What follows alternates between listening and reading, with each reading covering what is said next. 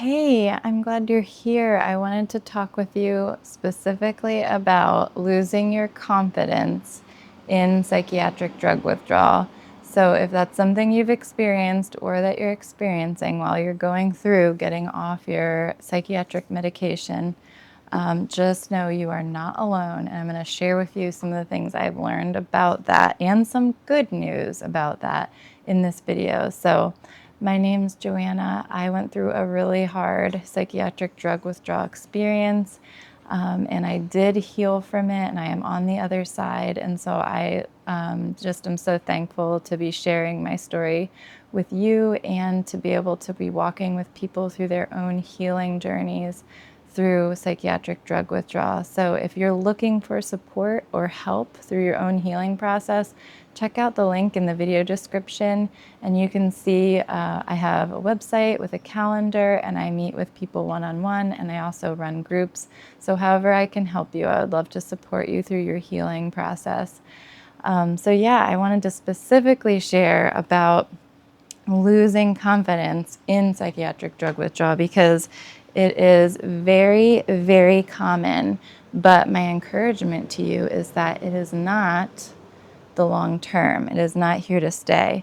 So I think it is multifactorial. Like there's a lot of different reasons why we can lose our confidence so bad going through this. And I'll just go like through some of those reasons. So one of them is that there's just so many symptoms and you almost feel like you can't recognize yourself when you're so symptomatic. And so, for instance, like you might be having cognitive issues and you may not be able to work the way you used to work or focus the way you used to focus or make decisions the way you used to make decisions.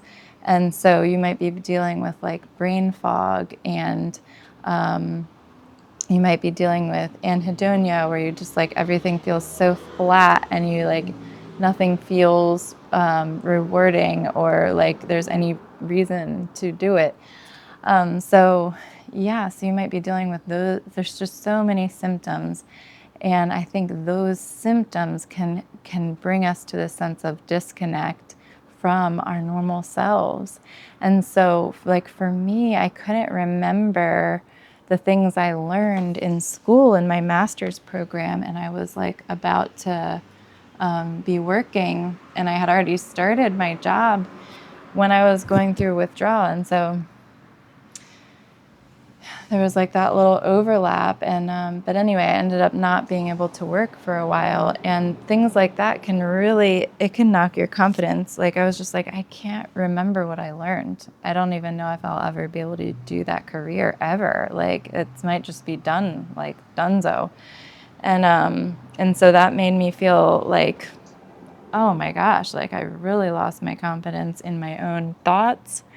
And then you may also like not have your same sense of like humor or your perspective or your logic or any of that because you're dealing with so many looping thoughts and it's making you more isolated because you used to be able to go out and connect with people and now you're having so many symptoms, you're having a hard time getting out and doing normal things.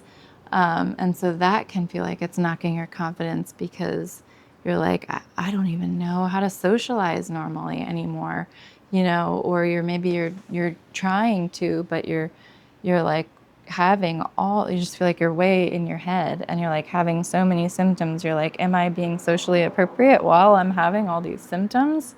What do people do to be socially appropriate? Like maybe I'm supposed to tilt my head and nod, answer something that makes sense to the question. Like it just feels like so mechanical because you're having to coach yourself and remember all those things that used to just come naturally.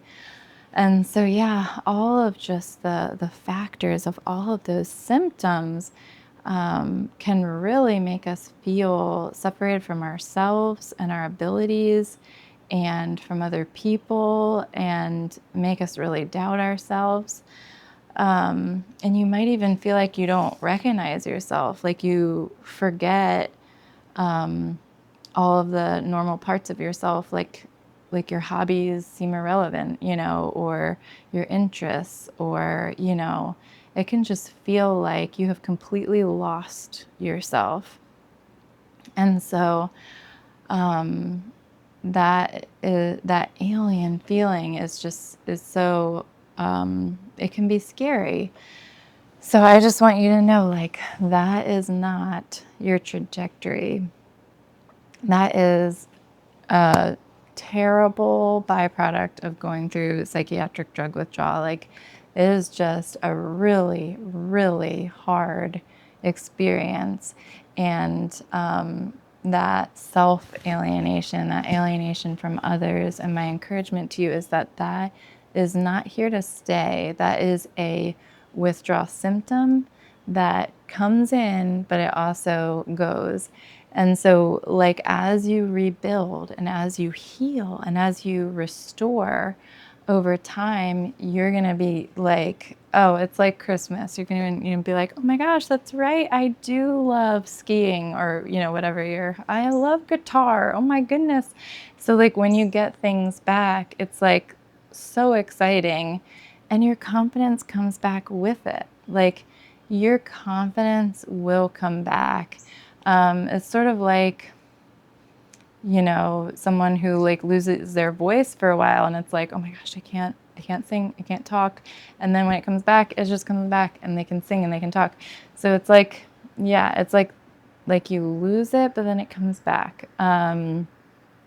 So my encouragement to you is just like, as you may in Windows, get glimpses of this where you're like, oh my gosh, I was acting normal and feeling normal for like an hour, or, longer stretches as you heal, you're like, oh my gosh, I went out and did normal stuff. I had normal conversations. I even thought normal things, and had ideas, about exciting things to do or things I wanted to plan.